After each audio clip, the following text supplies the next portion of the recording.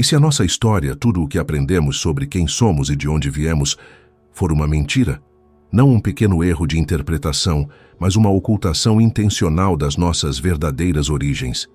Durante milênios, acadêmicos e religiosos construíram uma narrativa confortável, e nós evoluímos lentamente de primatas, desenvolvemos civilizações através de tentativa e erro, inventamos deuses para explicar trovões e tempestades. Tudo isso seria reconfortante se não fosse simplesmente falso. A outra história, a que foi enterrada, está escrita em milhares de tabuletas de argila, enterradas nas areias da Mesopotâmia há 6.000 anos. Os sumérios, essa civilização que brotou do nada já completa e sofisticada, em vez de contos de fadas, nos deixaram registros, documentos administrativos, listas dinásticas, relatórios técnicos. Enquanto o resto da humanidade ainda caçava com pedras, os sumérios já calculavam órbitas planetárias com uma exatidão que impressiona, desenvolviam sistemas de escrita complexos, criavam códigos de leis e construíam cidades com sistemas de irrigação que fariam inveja a muitas metrópoles modernas.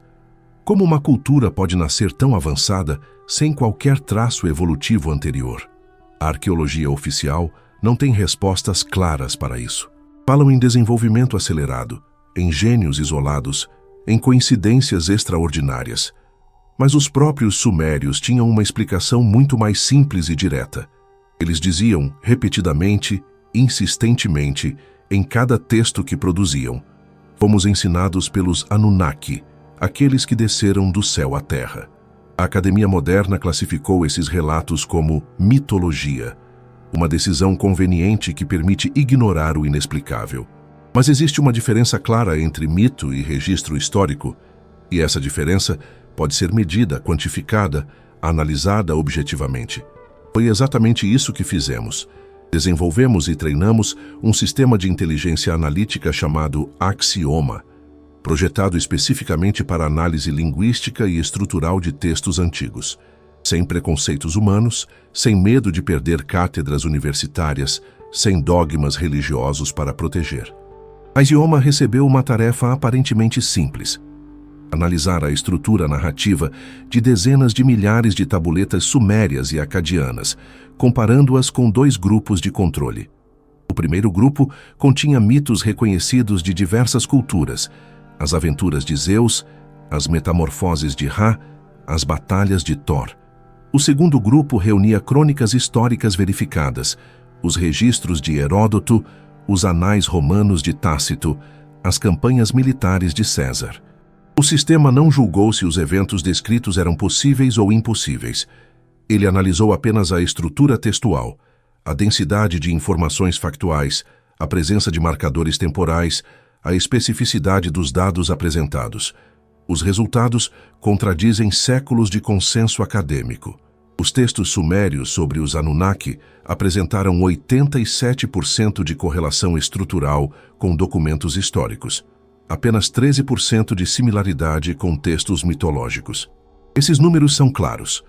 Os sumérios não estavam criando alegorias poéticas sobre o Sol e a Lua. Eles estavam documentando eventos reais com a mesma metodologia burocrática que usavam para registrar colheitas e transações comerciais. Axioma identificou 3 características que separam definitivamente esses textos da mitologia tradicional. A primeira coisa que se destaca é a especificidade técnica extrema. Os textos não dizem simplesmente que deuses vieram dos céus. Eles especificam que 600 Anunnaki operavam na superfície terrestre, enquanto 300 permaneciam em postos orbitais. Eles nomeiam cada comandante de missão, cada base operacional, cada objetivo específico. Mencionam reuniões de conselho, disputas administrativas, problemas logísticos. Que mitologia se preocuparia com a burocracia divina? Além disso, existe uma consistência cronológica obsessiva. Os sumérios mantinham listas dinásticas que se estendiam por centenas de milhares de anos, sempre correlacionando eventos terrestres com posições celestiais específicas, com o movimento de um planeta que eles chamavam Nibiru, o planeta da travessia. Cada evento importante era datado não apenas em anos terrestres, mas em chars, ciclos de 3.600 anos que correspondiam, segundo eles, a uma única órbita de Nibiru ao redor do Sol. E o ponto mais revelador era o tom absolutamente neutro dos registros. Os Anunnaki não eram descritos como seres perfeitos e benevolentes. Eram retratados com falhas, ambições, conflitos internos. Havia disputas de poder entre Enki, o senhor da Terra e cientista-chefe, e seu meio-irmão Enlil, o comandante militar da operação. Havia problemas trabalhistas, greves, até mesmo escândalos sexuais. Os textos leem como relatórios corporativos de uma operação de mineração interplanetária, não como literatura religiosa. E o mais impressionante é como eles descrevem coisas impossíveis com naturalidade burocrática. Conhecimento astronômico que só confirmaríamos milênios depois. Procedimentos que hoje reconhecemos como engenharia genética, tecnologias de voo, comunicação instantânea, armas de destruição em massa. Ou os sumérios eram os maiores escritores de ficção científica da história, antecipando Júlio Verne por 5.000 anos, ou eles estavam simplesmente transcrevendo o que viam e ouviam. A conclusão parece inevitável, mesmo que seja difícil de aceitar. Não estamos sozinhos, nunca estivemos. E nossa história verdadeira foi deliberadamente enterrada sob camadas de reinterpretação religiosa e ceticismo acadêmico. Mas os dados não mentem. As evidências estão todas ali, escritas em argila queimada, esperando apenas que tenhamos coragem de lê-las literalmente. Os sumérios desenharam um mapa do sistema solar que não deveriam possuir. Esqueça as aproximações poéticas ou simbolismos vagos. O que temos é um nível de detalhe técnico que levaria a humanidade mais 5.000 anos para alcançar novamente.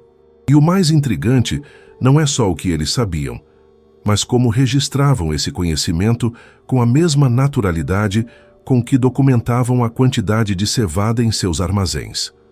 No Museu Estadual de Berlim, sob o número de catálogo VA243, repousa um pequeno cilindro de pedra que deveria ser impossível. Datado de 4.500 anos atrás, esse selo acadiano mostra uma cena aparentemente ritual.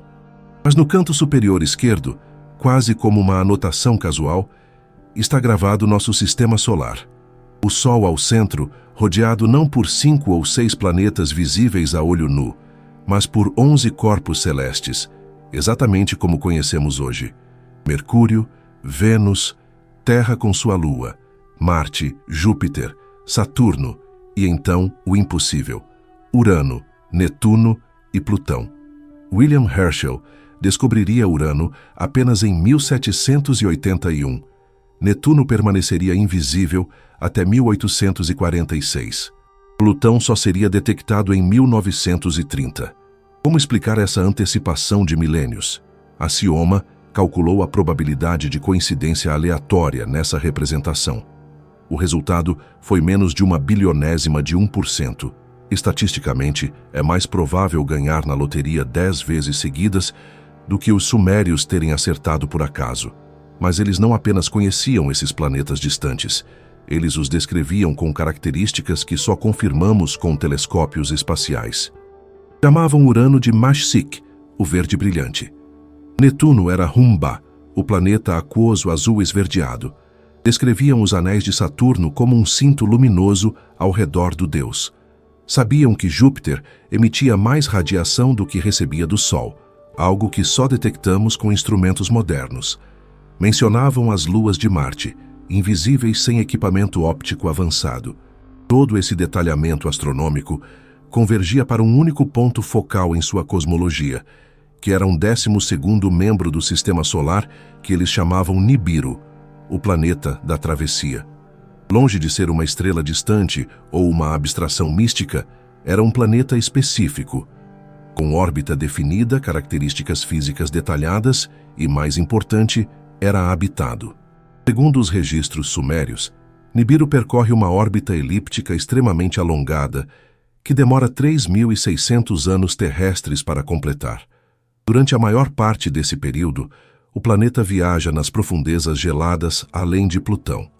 Mas uma vez a cada char, como chamavam esse grande ciclo, Nibiru mergulha no sistema solar interno, cruzando entre as órbitas de Marte e Júpiter.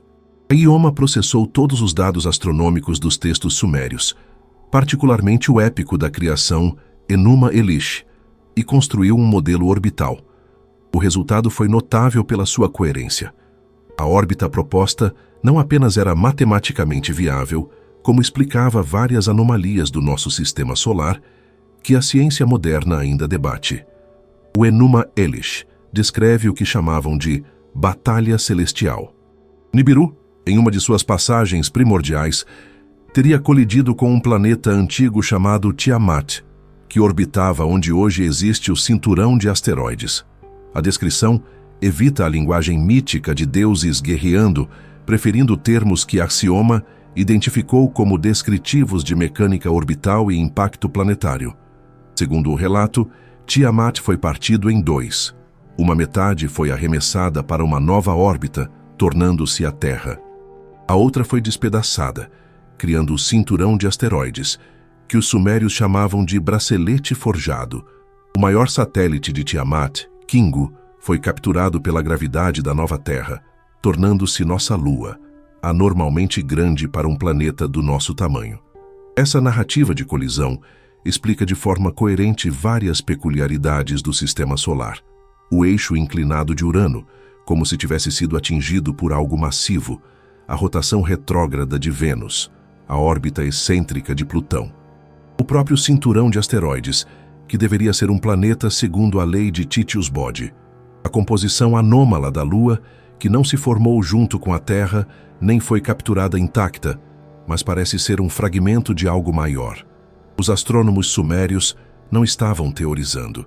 Eles estavam transmitindo informação recebida daqueles que testemunharam esses eventos ou tinham registros deles. Os Anunnaki, habitantes de Nibiru, que conheciam a história do sistema solar porque sua própria civilização era antiga o suficiente para preservar essas memórias. Cada detalhe astronômico nos textos sumérios apontava sempre para o mesmo lugar. Eles não descobriram isso com observação primitiva. Esse conhecimento foi passado para eles, ensinado por visitantes que vinham de um mundo cuja própria existência desafia nossos modelos astronômicos convencionais. Um mundo que retorna periodicamente, seguindo as leis imutáveis da gravidade e do momentum angular. E se os sumérios estavam certos sobre a astronomia, se cada detalhe sobre planetas distantes se provou verdadeiro, por que duvidaríamos quando eles nos dizem exatamente quem eram os Anunnaki e por que vieram à Terra? Você está gostando desse relato? Curta o vídeo e se inscreva no canal. Isso vai ser uma bênção para nós. Realmente precisamos da sua ajuda. A resposta para o maior mistério da presença alienígena na Terra não estava escrita nas estrelas, mas nas entranhas do nosso planeta. A motivação dos Anunnaki não foi conquista ou curiosidade. O que os trouxe foi o desespero. Um desespero tão profundo que os forçou a atravessar bilhões de quilômetros do vazio espacial em busca de um único elemento, o ouro. Para nós, o metal amarelo sempre foi sinônimo de riqueza e poder. Decoramos nossos corpos com ele, acumulamos barras em cofres, matamos por ele através dos séculos. Mas para uma civilização enfrentando extinção planetária, o ouro tinha um valor infinitamente mais crucial. Era a diferença entre sobreviver e assistir seu mundo morrer lentamente. Axioma processou todos os dados sobre Nibiru, extraídos dos textos sumérios, como massa estimada, órbita excêntrica de 3.600 anos, composição atmosférica provável. O sistema modelou o problema fundamental que uma civilização enfrentaria em tal planeta. A conclusão foi direta. Durante a maior parte de sua órbita, Nibiru viajava através da escuridão gelada do espaço profundo, longe do calor solar. Quando se aproximava do Sol, a radiação extrema bombardeava o planeta. Esse ciclo implacável estava destruindo a atmosfera de Nibiru, molécula por molécula, soprando-a para o vazio. A solução que Axioma identificou parece saída de ficção científica, mas é cientificamente plausível. Partículas microscópicas de ouro, dispersas na estratosfera, criariam um escudo reflexivo perfeito. O ouro não oxida, não reage quimicamente com outros elementos atmosféricos, e suas propriedades únicas de reflexão de radiação o tornam ideal para esse propósito. Era tecnologia de geoengenharia em escala planetária, e eles precisavam de quantidades monumentais do metal para implementá-la. Os textos sumérios são extraordinariamente específicos sobre quando e como essa operação de salvamento começou. Há 450 mil anos terrestres, 125 chars em sua contagem, a primeira expedição Anunnaki pousou no Golfo Pérsico. O líder dessa missão pioneira era Enki, o primogênito de Anu, governante de Nibiru, mas não o herdeiro oficial devido a complexas regras de sucessão. Enki era o cientista-chefe, engenheiro brilhante, o que chamaríamos hoje de um gênio versátil. 50 Anunnaki estabeleceram a primeira base operacional na Terra. Chamaram-na Eridu, casa construída longe. A localização não foi acidental. O Golfo Pérsico era raso, rico em minerais dissolvidos, e oferecia a possibilidade de extrair ouro diretamente da água do mar através de processos químicos. Era o teste inicial, a operação piloto, mas a extração aquática provou-se dolorosamente lenta. As quantidades eram insuficientes para as necessidades monumentais de Nibiru. Enki, aplicando seu gênio científico, iniciou então o que os textos descrevem como uma busca sistemática pelo coração do ouro. Expedições de reconhecimento mapearam o planeta. Análises geológicas foram conduzidas, e então encontraram o que procuravam: Abzu, o lugar profundo. Localizado no sudeste africano, na região que hoje corresponde a Zimbábue e África do Sul, onde estão algumas das minas de ouro mais antigas do planeta, com evidências de mineração datando de períodos que a arqueologia convencional não consegue explicar adequadamente. Os Anunnaki haviam descoberto depósitos de ouro que superavam suas mais otimistas projeções. A operação escalou rapidamente. Centenas de Anunnaki adicionais foram transportados de Nibiru. Criaram-se hierarquias operacionais complexas, em que supervisionava as operações técnicas no Abzu. Seu meio-irmão Enlil, o herdeiro oficial, chegou posteriormente para assumir o comando geral da missão terrestre, estabelecendo sua base de comando na Mesopotâmia. Entre eles, uma rivalidade que definiria o destino da Terra fermentava silenciosamente. Os trabalhadores nas minas eram chamados Igigi, aqueles que observam e trabalham. Eles não eram exatamente escravos como entendemos, mas sim Anunnaki, de ranking inferior, técnicos e operários que mantinham as operações de extração funcionando continuamente. Os textos descrevem em detalhes claros suas condições de trabalho. Turnos intermináveis nas profundezas escuras do Abzu, calor sufocante, perigo constante de desabamentos. O trabalho que salvaria Nibiru estava literalmente matando aqueles designados para executá-lo. Por 40 chars, 144 mil anos terrestres, os Igigi mantiveram sua vigília subterrânea. Toneladas de ouro foram extraídas, processadas, enviadas para Nibiru. Mas o custo psicológico e físico era devastador. Seres capazes de viajar entre planetas estavam reduzidos a mineiros cobertos de poeira e suor, esquecidos nas entranhas de um mundo alienígena. Então, inevitavelmente, a tensão explodiu. Os textos, particularmente a epopeia de Atrahasis, descrevem o momento com detalhes muito claros. Os Igigi não aguentavam mais. Queimaram suas ferramentas, abandonaram as minas e marcharam para o centro de comando de Enlil. Não foi só uma greve trabalhista. Foi um motim que poderia destruir toda a missão de salvamento de Nibiru. O destino de dois mundos pendia por um fio. E nesse momento de crise total, surgiu a solução mais audaciosa e controversa de todas. A rebelião dos Igigi colocou os líderes Anunnaki diante de uma equação impossível. Sem trabalhadores não havia ouro. Sem ouro, Nibiru morreria. Mas forçar os rebeldes de volta às minas apenas adiaria outra insurreição, provavelmente mais violenta. Foi nesse momento de desespero absoluto que Enki propôs algo que mudaria o cosmos para sempre. O Conselho de Emergência dos Anunnaki se reuniu sob tensão extrema. Enlil, O comandante supremo exigia punição exemplar para os amotinados. Sua autoridade havia sido desafiada, e isso não podia ficar sem resposta. Mas até ele reconhecia a dura realidade de que os Igidi tinham razão em suas queixas. O trabalho nas minas era degradante além do suportável, mesmo para seres geneticamente superiores aos primatas terrestres. Enki observava a situação com olhos de cientista, não de comandante militar. Há tempos ele estudava a vida nativa da Terra, particularmente um primata bípede que vagava pelas savanas africanas próximas às operações de mineração. Homo erectus, como o chamaríamos milhões de anos depois, forte, adaptado ao clima, com polegares opositores e rudimentos de trabalho em grupo.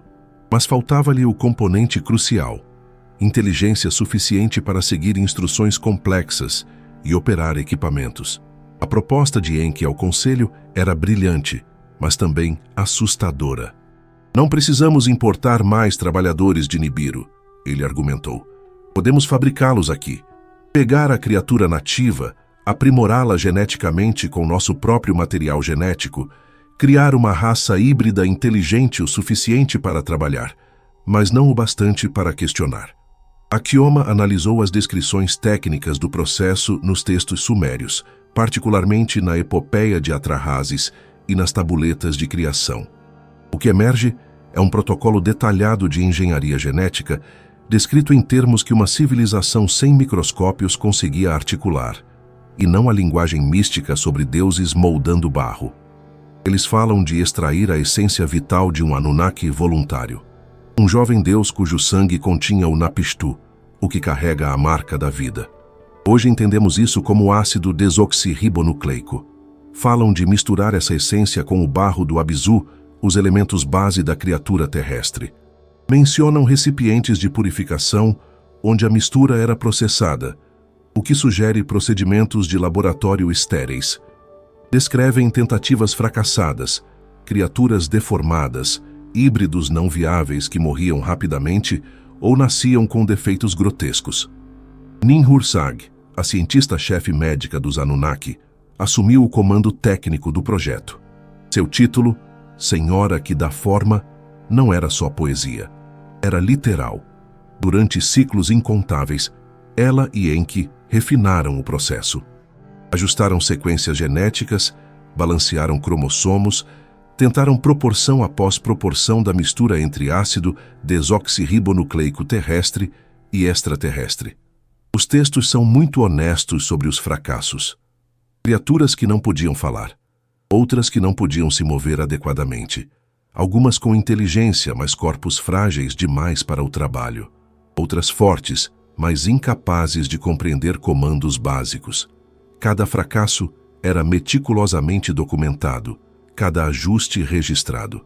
Longe de ser misticismo, isso era ciência empírica, tentativa e erro documentados. Finalmente, após incontáveis experimentos, eles conseguiram um óvulo fertilizado viável, contendo a proporção exata de material genético para criar o trabalhador perfeito. Mas surgiu outro problema: como gestar essas criaturas? As fêmeas do Homo erectus não podiam carregar o híbrido aprimorado até o termo. Seus úteros rejeitavam o feto modificado ou morriam no processo. A solução foi extraordinária em sua implicação. 14 Anunnaki fêmeas, incluindo a própria Ninhursag, voluntariaram-se como mães de aluguel. Deusas, como as chamariam mais tarde, carregando em seus ventres o primeiro lote da nova espécie. Os textos especificam que 7 machos e 7 fêmeas nasceram após 10 meses lunares de gestação, um período diferente tanto da gestação Anunnaki quanto da terrestre primitiva. Esses primeiros híbridos foram chamados Adamu, aquele da Terra. Não era um nome próprio, era a designação do modelo, protótipo 1 da raça trabalhadora. Fortes o suficiente para o trabalho duro nas minas, inteligentes o bastante para usar ferramentas e seguir protocolos. Mas havia uma limitação crucial inserida deliberadamente em seu código genético.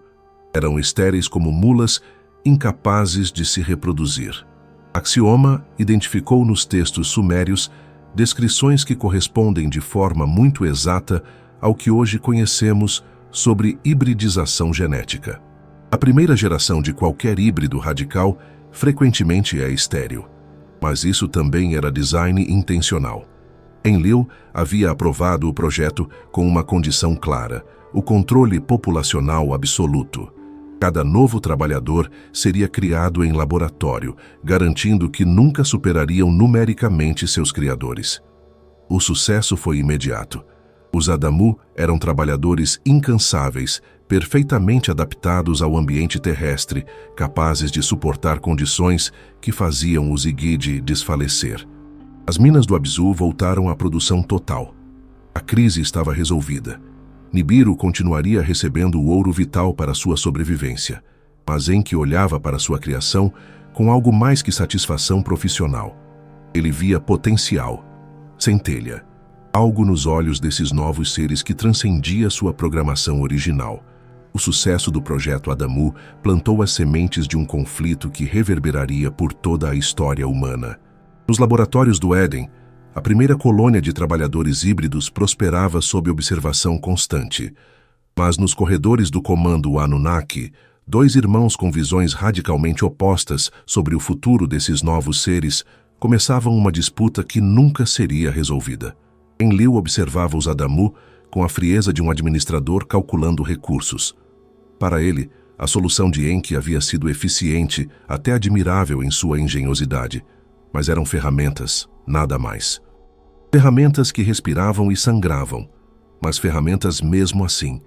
Sua preocupação primária era manter controle absoluto sobre a população. Cada novo lote de trabalhadores era cuidadosamente monitorado, esterilizado, contabilizado. O pesadelo de Enlil era acordar um dia e descobrir que as criaturas superavam numericamente seus criadores. Enki via algo completamente diferente. Nos olhos dos Adamu, ele reconhecia não apenas inteligência programada, mas consciência emergente. Eles desenvolviam linguagem além dos comandos básicos. Criavam vínculos sociais complexos, demonstravam criatividade na resolução de problemas. Alguns até mostravam sinais do que só poderia ser descrito como contemplação, olhando para as estrelas com a mesma perplexidade que seus criadores uma vez sentiram. Axioma identificou nos textos sumérios um padrão consistente de sabotagem sistemática que Enki perpetrava contra as diretrizes de seu irmão. Pequenas modificações não autorizadas no código genético de novos lotes. Trabalhadores que demonstravam capacidades não especificadas no design original. Era uma guerrilha genética, travada em microscópica escala, nos núcleos das células. O ponto de ruptura veio quando Enki tomou sua decisão mais audaciosa. Os textos descrevem o evento através de múltiplas metáforas, mas Axioma conseguiu extrair o significado técnico consistente. Enki alterou secretamente o genoma dos Adamu no Éden, ativando sua capacidade reprodutiva. O que Enlil chamaria mais tarde de o conhecimento proibido não era consciência moral sobre bem e mal, mas conhecimento biológico fundamental, ou seja, a capacidade de criar vida. A metáfora da serpente nos textos sempre esteve associada a Enki. Seu símbolo pessoal eram duas serpentes entrelaçadas, subindo em espiral. Uma imagem que hoje reconhecemos assombrosamente, similar à estrutura do ácido desoxirribonucleico em dupla hélice. A serpente que ofereceu o fruto proibido era o geneticista oferecendo autonomia reprodutiva. O que aconteceu foi libertação biológica, não uma tentação ao pecado. Quando Enlil descobriu a modificação não autorizada, sua reação foi imediata e dura. Os textos descrevem sua reação com detalhes viscerais. Trabalhadores que podiam se reproduzir independentemente não eram mais ferramentas controláveis. Eram uma espécie que poderia, teoricamente, competir com os próprios Anunnaki pelo domínio planetário.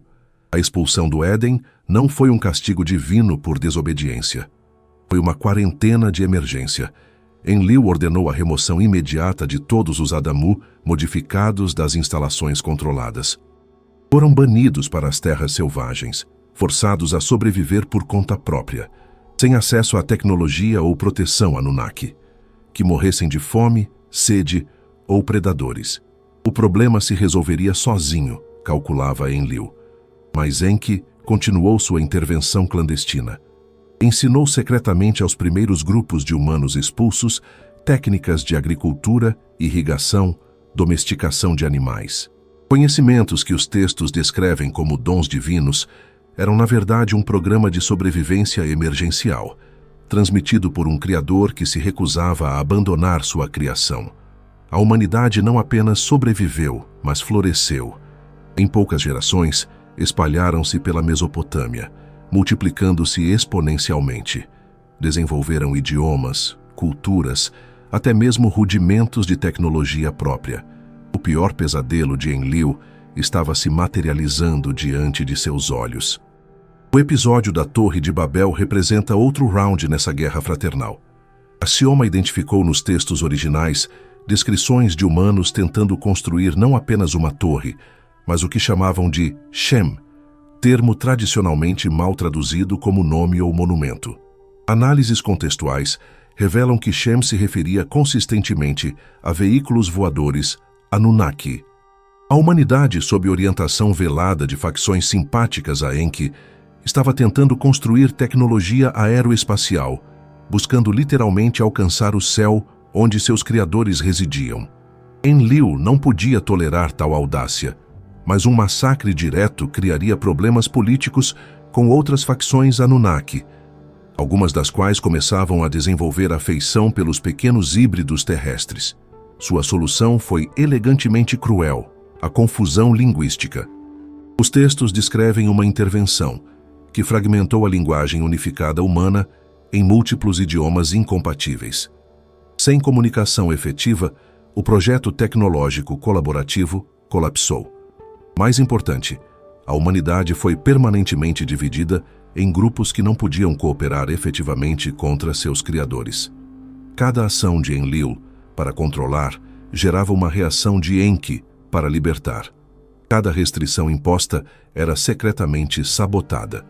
Os irmãos travavam uma guerra fria genética e cultural, com a humanidade como campo de batalha e prêmio simultaneamente.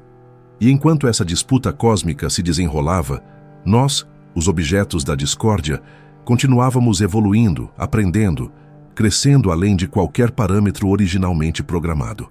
A paciência de Enlil tinha limites, e a humanidade os havia ultrapassado todos.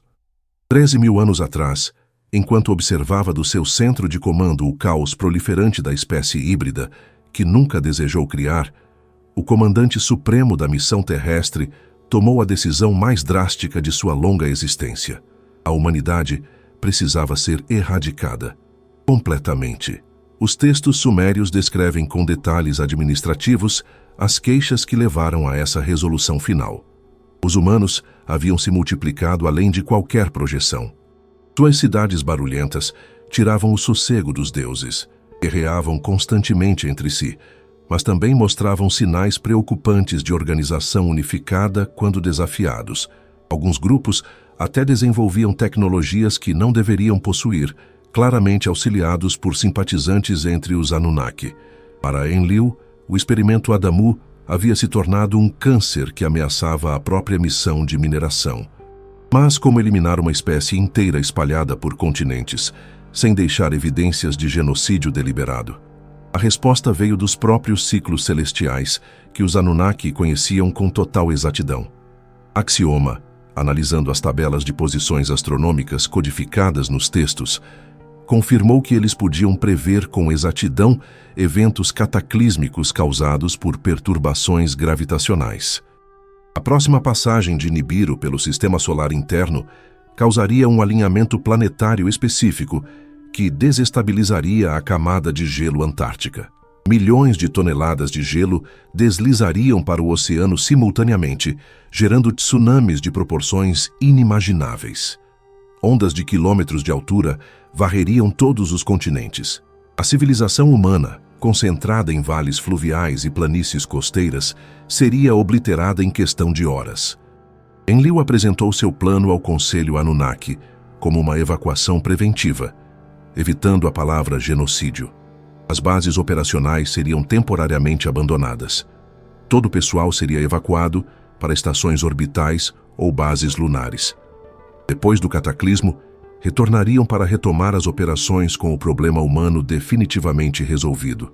O Conselho aprovou por unanimidade, com uma condição crítica, um juramento solene de sigilo absoluto. Nenhum humano poderia ser avisado. Em que estava preso? Havia jurado solenemente junto com todos os outros. Quebrar tal juramento perante o Conselho significaria não apenas desonra, mas possivelmente execução por traição. Assistir em silêncio enquanto sua criação era aniquilada o destruía internamente. Mas as leis Anunnaki eram inflexíveis. Foi então que o cientista encontrou uma brecha que se tornaria lendária. Os textos descrevem a cena com detalhes quase cômicos em sua especificidade legal.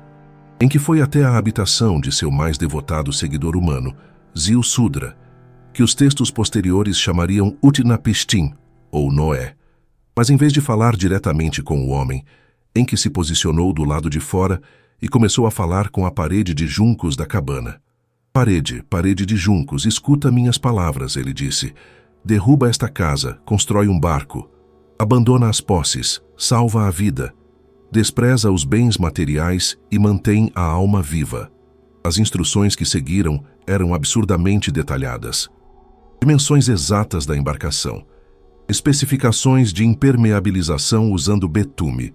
Compartimentos internos para diferentes tipos de carga. Sistemas de ventilação. O que chamamos de arca era, na verdade, um submarino, projetado para sobreviver submerso sob pressão extrema. Mais crucial ainda, em que instruiu a parede sobre o que preservar. Além de pares de animais para repovoamento, havia algo infinitamente mais valioso, como sementes de todas as plantas cultiváveis, ferramentas e, mais importante, tabuletas contendo conhecimento. Matemática, astronomia, medicina, agricultura, metalurgia. O ácido desoxirribonucleico cultural da civilização, tão importante quanto o ácido desoxirribonucleico biológico. Ziusudra, ouvindo através da fina parede, entendeu perfeitamente. Seu Deus não estava violando tecnicamente o juramento. Afinal, havia falado com uma parede, não com um humano. Se um humano por acaso ouvisse uma conversa entre uma divindade e material de construção, bem, isso não constituía quebra de juramento. Quando as águas vieram, foram exatamente como os modelos Anunnaki haviam previsto. Os textos descrevem o horror com uma intensidade que transcende milênios. Escuridão total cobriu a terra. Ventos superiores a qualquer furacão moderno. Água subindo inexoravelmente, engolindo montanhas. Até os próprios Anunnaki, observando de órbita segura, ficaram aterrorizados pela magnitude da destruição. Alguns textos mencionam deuses chorando, arrependidos, especialmente as deusas que haviam servido como mães substitutas para os primeiros humanos. 7 dias e 7 noites, o dilúvio devastou. Quando finalmente recuou, a terra era irreconhecível. Civilizações inteiras haviam sido apagadas. Milhões de anos de evolução cultural destruídos. Mas em meio à desolação, sobre o pico do Monte Nisir, uma embarcação betuminosa descansava. A humanidade, por um fio, havia sobrevivido. Quando Enlil descobriu a sobrevivência de Ziusudra e sua família, sua primeira reação foi fúria assassina. Ele sabia imediatamente quem era o responsável. Mas Enki, numa jogada magistral de política celestial, argumentou que a sobrevivência desses poucos humanos era, na verdade, uma bênção. Com a infraestrutura Anunnaki devastada pelo dilúvio, precisariam urgentemente de mão de obra para a reconstrução. Esses sobreviventes, testados pela maior calamidade imaginável, haviam provado seu valor. Relutantemente, Enlil concordou. Mas as regras mudariam drasticamente. O mundo pós-dilúvio exigia uma nova arquitetura de controle. Enlil finalmente compreendeu que a força bruta e tentativas de extermínio apenas fortaleciam a resiliência humana. Se não podiam nos destruir, precisavam nos governar. Mas governar diretamente bilhões de criaturas em proliferação constante era logisticamente impossível. A solução foi engenhosa em sua simplicidade: o governo por procuração. Os textos sumérios são explícitos sobre essa transição. Declaram literalmente que após o dilúvio, a realeza desceu novamente dos céus. Era a descrição real de um novo sistema operacional, não uma metáfora sobre direito divino. Os Anunnaki selecionariam linhagens específicas, híbridos com maior percentual de ácido desoxirribonucleico extraterrestre, e os estabeleceriam como intermediários entre deuses e homens. Os primeiros reis pós-diluvianos tinham sangue azul por causa da genética literal, e não por nobreza abstrata. Seus reinados, segundo as listas dinásticas, duravam séculos, não décadas. Gradualmente, conforme o sangue Anunnaki se diluía através de gerações, os períodos de reinado se aproximavam de expectativas de vida humanas normais. Mas a estrutura permanecia. Dinastias escolhidas pelos deuses, governando em seu nome, coletando tributos que substituíam o trabalho direto nas minas. Paralelamente, estabeleceram o que Axioma identifica como o mais duradouro sistema de controle já criado, a religião organizada. Era uma hierarquia administrativa disfarçada de transcendência, e não fé espontânea ou busca espiritual. Os sacerdotes não eram místicos inspirados. Eles eram funcionários públicos treinados em fragmentos cuidadosamente editados de conhecimento Anunnaki. Sabiam calcular eclipses, prever enchentes, curar certas doenças. Milagres suficientes para manter as massas em reverência, nunca conhecimento suficiente para questionar a ordem estabelecida. Cada grande civilização antiga seguiu esse modelo idêntico. Egito, com faraós que eram literalmente considerados deuses vivos. China, com o mandato celestial legitimando dinastias. Américas, com reis sacerdotes maias e incas conectando céu e terra. Mesmo quando os Anunnaki se retiraram fisicamente, o sistema se perpetuava autonomamente, vírus comportamental perfeitamente programado. Mas ao partir, deixaram suas impressões digitais em pedra, evidências que nenhuma reinterpretação acadêmica consegue apagar. Por todo o planeta, estruturas que desafiam a explicação convencional se erguem como testemunhas silenciosas de tecnologia impossível. A Grande Pirâmide de Gizé, com seus 2.300.000 blocos posicionados com alinhamento perfeito. Toyama calculou que, mesmo trabalhando ininterruptamente, colocando um bloco a cada 2 minutos, dia e noite, levaria mais de 40 anos apenas para posicionar as pedras, sem contar extração, transporte e acabamento. As câmaras internas, com suas propriedades acústicas específicas e alinhamentos astronômicos precisos, sugerem propósitos que transcendem sepultamento. Em Baalbek, no Líbano, blocos de 800 toneladas foram não apenas cortados e transportados, mas elevados e posicionados com encaixe perfeito. O maior guindaste móvel moderno mal conseguiria mover metade desse peso. Em Pumapunku, na Bolívia, encontramos blocos de diorito, uma das rochas mais duras conhecidas, cortados com um acabamento que apenas ferramentas de diamante em alta rotação ou lasers poderiam alcançar. Superfícies polidas até reflexão especular, furos perfeitamente cilíndricos, ângulos matematicamente exatos. Essas estruturas não eram tumbas ou templos como pensamos. Eram infraestrutura, portos espaciais, estações de comunicação, centros de processamento. Quando a missão primária terminou e os Anunnaki se retiraram, essas instalações foram abandonadas. Civilizações posteriores, encontrando essas ruínas colossais, fizeram o que podiam para imitá-las, construindo templos primitivos sobre fundações impossíveis, tentando capturar uma fração do poder de seus predecessores divinos. Mas a evidência mais direta não está só no passado. Está no futuro cuidadosamente calculado. Cada cultura antiga preservou uma profecia específica sobre o retorno. Era uma certeza baseada na astronomia, não uma esperança vaga. Os sumérios foram matematicamente precisos ao dizer que a cada 3.600 anos, Nibiru retorna. Com Nibiru, retornam seus habitantes. Axioma correlacionou dados astronômicos, registros históricos e perturbações gravitacionais documentadas. A última passagem significativa coincide com eventos cataclísmicos do segundo milênio antes da Era Comum. O Êxodo, a erupção de Santorini, o colapso da Idade do Bronze. Adicionando 3.600 anos, chegamos a uma janela entre os séculos 20 e 1 e 22. Os sinais precursores que todas as profecias descrevem já se manifestam. Conflitos globais intensificando, mudanças climáticas extremas, tecnologia avançando exponencialmente, como se fôssemos subconscientemente impelidos a nos preparar. A própria descoberta e tradução dos textos sumérios no último século e meio parece sincronizada, como se fosse hora de lembrar. Quando retornarem, o que encontrarão? Uma espécie que finalmente decodificou sua própria origem, que reconhece o sangue divino, literal, correndo em suas veias? Ou fragmentos guerreantes de uma experiência falhada, ainda adorando sombras distorcidas de memórias mal compreendidas? A resposta não está escrita nas estrelas ou nas tabuletas antigas. Ela está sendo escrita agora, em cada escolha que fazemos. Permanecer divididos ou reconhecer nossa origem comum. Aceitar servidão ou reivindicar nossa herança híbrida. Esperar salvadores ou tornarmos-nos aquilo para o qual fomos involuntariamente projetados, sucessores. O conhecimento está decodificado. O despertar, inevitável. A questão é apenas se acontecerá a tempo. Se você gostou desse vídeo, se inscreva no canal para investigarmos mais temas juntos.